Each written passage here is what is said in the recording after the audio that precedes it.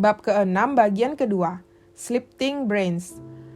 Mencari hal-hal yang anti logika adalah kegiatan yang sangat mengasyikkan. Selama beberapa bulan, Anda akan mengalami sensasi menggairahkan, seolah-olah Anda masuk ke sebuah dunia baru. Sesudah itu, semuanya tidak terasa baru lagi, dan pikiran Anda kembali ke situasi semula. Dunia terasa menjemukan lagi sampai Anda menemukan sebuah subjek lain yang mengasyikkan, atau memandangnya dari sudut yang berbeda sama sekali. Salah satu anti logika seperti itu saya temukan tanpa sengaja, berkat literatur tentang kognisi bahwa berlawanan dengan kepercayaan umum, tidak berteori pun adalah sebuah aksi, bahwa berteori dapat dikaitkan dengan ketiadaan kegiatan yang diinginkan, sesuatu yang default. Perlu upaya yang tidak sedikit untuk melihat fakta kemudian mengingat semuanya, tetapi menahan diri untuk tidak membuat penilaian atau penjelasan. Dalam penyakit dalam, wujud kecenderungan berteori ini jarang bisa kita kendalikan. Penyakit ini terutama terkait dengan anatomi, bagian dari biologi kita, maka melawannya sama dengan melawan diri sendiri. Itu sebabnya orang-orang skeptis dari masa silam menyatakan bahwa tidak membuat penilaian berlawanan dengan kodrat kita. Bicara itu murah. Maka masalah yang terkait dengan falsafah kewajiban memberikan nasihat inilah yang akan kita bahas dalam bab 13. Cobalah bersikap skeptis yang sesungguhnya dengan hormat kepada penafsiran Anda sendiri. Maka Anda akan langsung dikucilkan. Anda juga akan dipermalukan karena tidak mau berteori. Ada cara untuk menerapkan sikap skeptis yang sesungguhnya, tetapi Anda harus melakukannya dengan diam-diam, supaya tidak mengalami konflik frontal dengan diri sendiri. Bahkan dari perspektif anatomi, mustahil otak Anda melihat sesuatu dengan apa adanya tanpa membuat penafsiran. Kita mungkin bahkan tidak sadar sewaktu melakukannya.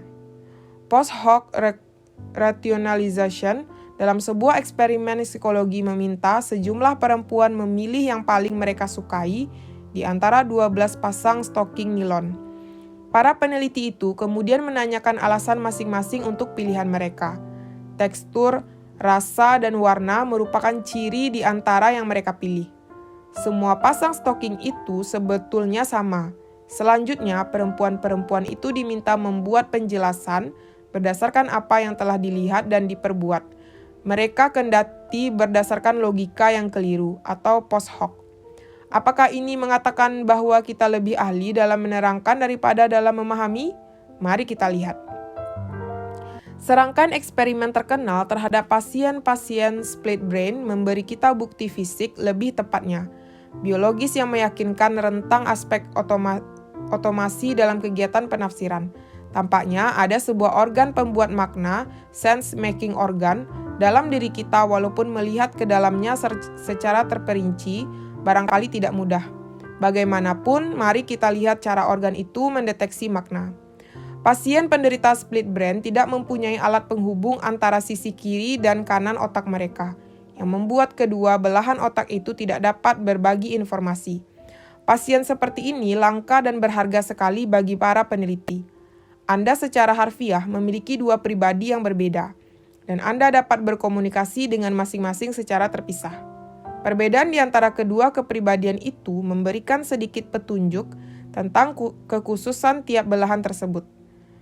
Keterpisahan tersebut biasanya terjadi karena operasi untuk mengobati kondisi yang sangat serius, seperti epilepsi parah. Tidak ada lagi ilmuwan di dunia barat dan sebagian besar di dunia timur yang diperbolehkan membelah otak manusia hidup menjadi dua, bahkan demi pengetahuan dan kearifan.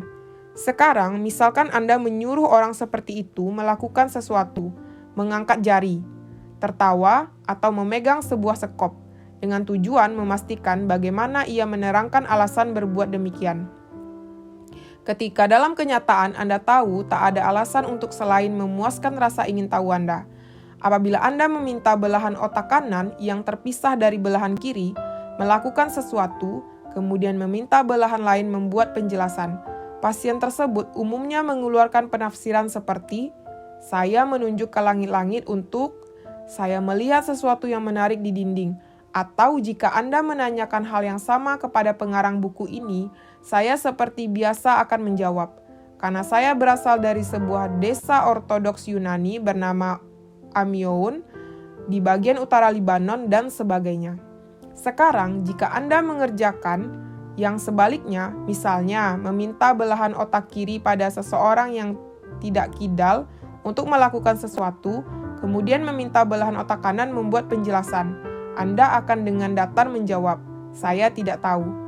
Perhatikan bahwa belahan kiri umumnya adalah tempat kita menyimpan kemampuan berbahasa dan membuat kesimpulan.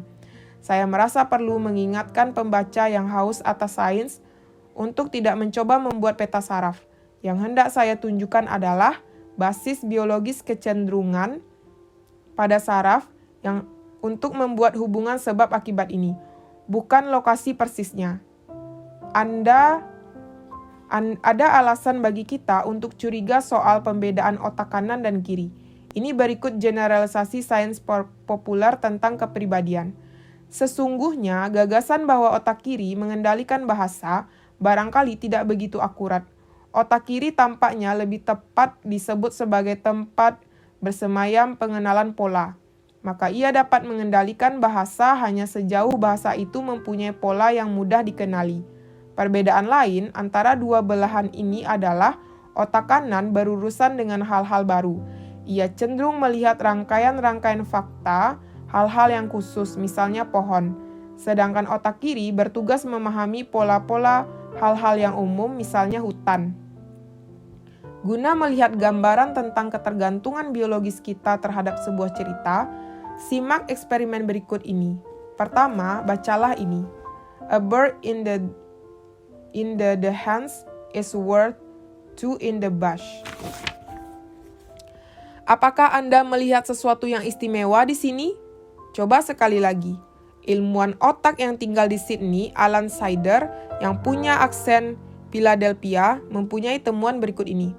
Apabila Anda menghambat belahan otak kiri pada seseorang yang tidak kidal, secara lebih teknis dengan mengarahkan pulsar-pulsar magnetik frekuensi rendah ke dalam lobus frontotemporal kiri, Anda menurunkan tingkat kesalahannya secara umum dalam membaca bacaan di atas. Kecenderungan kita untuk memaksakan makna dan konsep menghalangi kesadaran kita tentang detail yang membangun konsep itu sendiri. Namun apabila Anda membuang belahan kiri otak manusia, mereka menjadi lebih realistis. Mereka dapat memahami segala sesuatu dengan lebih baik dan lebih cermat. Pikiran mereka menjadi lebih baik ketika melihat sendiri sesuatu, tidak mudah berteori, tidak mengarang cerita, dan tidak berprasangka. Mengapa kita sulit menghindari kecenderungan membuat penafsiran? Pada hakikatnya, ini menjelaskan bagaimana fungsi-fungsi otak sering bekerja di luar kesadaran kita, seperti tampak dalam cerita tentang cendekiawan Italia di bab ini. Anda pun cenderung membuat teori ketika suatu saat Anda tertarik untuk memperhatikan kegiatan-kegiatan yang terjadi secara otomatis dan di luar kendali Anda, misalnya bernafas. Apa yang membuat upaya tidak berteori sangat menguras energi Anda dibandingkan bila Anda menuruti kecenderungan itu? Pertama, ada yang tidak dapat dimasuki dalam aktivitas itu. Telah saya ungkapkan bahwa sebagian besar kegiatan itu berlangsung di luar kesadaran kita.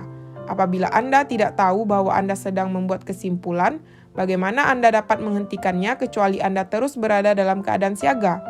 Dan apabila Anda harus terus bersiaga, bukankah itu sangat melelahkan? Cobalah barang sehari, Anda akan tahu jawabannya.